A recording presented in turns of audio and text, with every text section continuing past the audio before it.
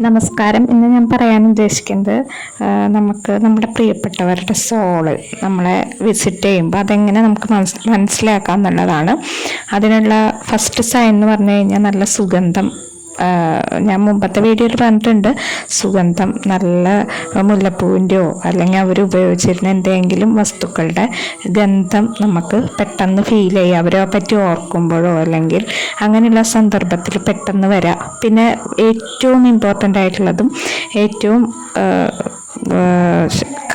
ഏറ്റവും നടക്കുന്നതായിട്ടുള്ള കാര്യം എന്ന് പറഞ്ഞാൽ ബട്ടർഫ്ലൈ വരിക.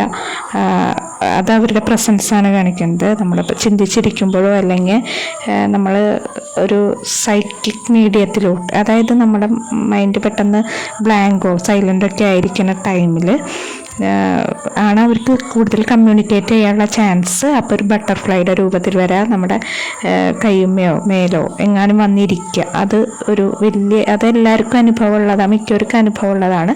നമ്മുടെ പ്രിയപ്പെട്ടവർ ആണെങ്കിൽ മാത്രമേ അങ്ങനെയൊക്കെ വരുള്ളൂ എന്നുള്ളത് വേറെ കാര്യം. നമുക്ക് അവരോടുള്ള ഇഷ്ടം പോലെയാണ്, അവർക്ക് നമ്മളോടുള്ള ഇഷ്ടം പോലെ, അതുപോലെ അതായത് താല്പര്യം പോലെയാണ്. അതുപോലെ പിന്നത്തെ കാര്യം എന്ന് വെച്ച് കഴിഞ്ഞാൽ ഓർബ്സ് എന്ന് പറയും. ഓവൽ ഷേപ്പിലുള്ള ഒരു പ്രകാശത്തിൻ്റെ കണിക, അതായിട്ടും കാണാൻ സാധിക്കും. പിന്നെ ഇലക്ട്രോണിക് മീഡിയ, അത് ഒരു ഇമ്പോർട്ടൻ്റ് ആണ്.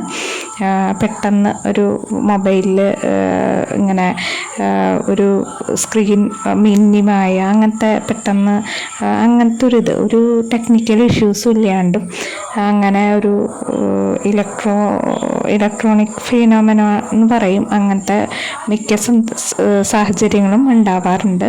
നമുക്ക് ബെല്ലടിക്കുന്ന പോലെ തോന്നാം, പക്ഷെ ബെല്ലടിച്ചിട്ടില്ല. അങ്ങനത്തെയൊക്കെ അങ്ങനെ ഇലക്ട്രോണിക്കിലൂടെ പല രീതിയിലും കാണിക്കാറുണ്ട്, അതിൻ്റെ ഒരു സൈൻ കാണിക്കാറുണ്ട്.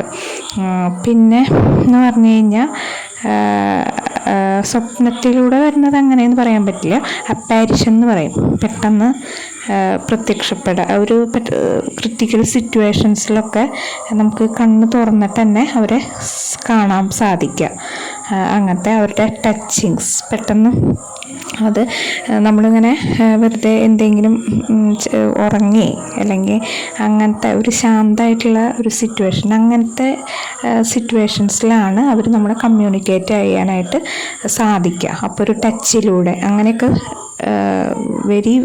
ഉണ്ടാവണതാണ്, അനുഭവങ്ങളിലൂടെയുള്ളതാണ്. അപ്പോൾ അങ്ങനെയൊക്കെയാണ് മെയിനായിട്ട് അവരുടെ പ്രസൻസ് മനസ്സിലാക്കാൻ സാധിക്കും.